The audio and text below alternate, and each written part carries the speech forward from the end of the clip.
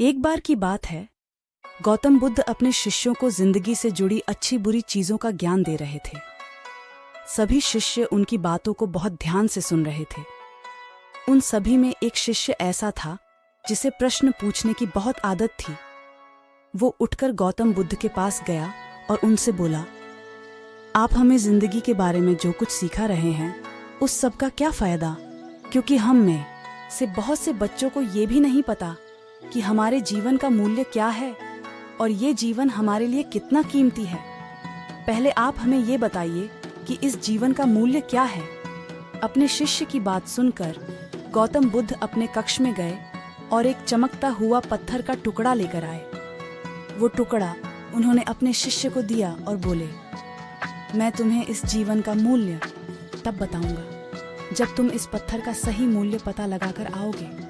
साथ ही ये ध्यान रखना कि तुम्हें ये पत्थर का टुकड़ा किसी को बेचना नहीं है। गौतम बुद्ध की बात मानकर वो शिष्य बाजार की तरफ चला गया। बाजार में सबसे पहले उसकी नजर एक फल बेचने वाले पर पड़ी और उसने वो पत्थर उस फल वाले को दिखाया और बोला, इस पत्थर के बदले आप मुझे कितने फल दे सकते हो?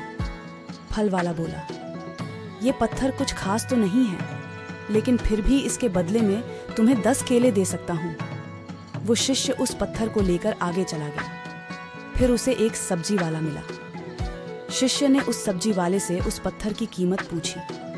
सब्जी वाले ने उस पत्थर को ध्यान से देखा और बोला, इस पत्थर की कीमत के बदले में तुम्हें ज्यादा से ज्यादा एक बोरी भरकर सब्जियां दे सकता हूँ। इसके बाद वो शिष्य उस पत्थर को लेकर एक सोने के व्यापारी के पास गया। उस पत्थर के टुकड़े की चमक देखते ही उस सुनार ने उसकी कीमत 100 सोने के सिक्के लगाई।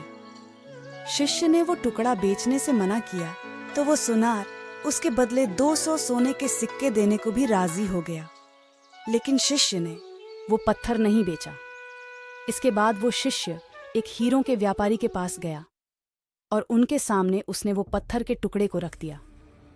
उस पत्थर को देखते ही हीरों के व्यापारी ने एक साफ कपड़ा बिछाया, उस पत्थर को उसके ऊपर रखा, फिर उसकी परिक्रमा की और हाथ जोड़कर उस पत्थर को कपड़े में लपेटते हुए वो बोला, तुम जिसे मामूली पत्थर समझकर उसकी कीमत पूछ रहे हो, असल में ये एक बेशकीमती रूबी है। ऐसा रूबी हर किसी को नहीं मिलता।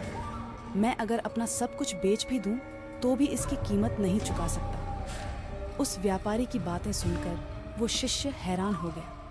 वो दौड़ा दौड़ा सीधा बुद्ध के पास आया और उन्हें उसने जो कुछ भी बाजार में हुआ वो सब बताया। उसकी अचरज भरी बातें सुनकर गौतम बुद्ध बोले, तुम्हारे सवाल का जवाब इस रूबी की कीमत में ही छिपा है।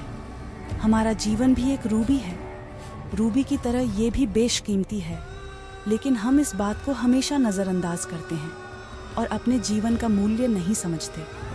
हम दूसरों को देखकर और उनके जैसा जीवन जीने की कोशिश में अपने जीवन की कीमत को कम कर देते हैं। तुम्हारे सवाल का जवाब इस रूबी की कीमत में ही छिपा है। हमारा जीवन भी एक रूबी है। रूबी की तरह ये भी बेशकीमती है, लेकिन हम इस बात को हमेशा नज़रअंदाज करते हैं और अपने जीवन का मूल्य नहीं समझते। हम दूसरों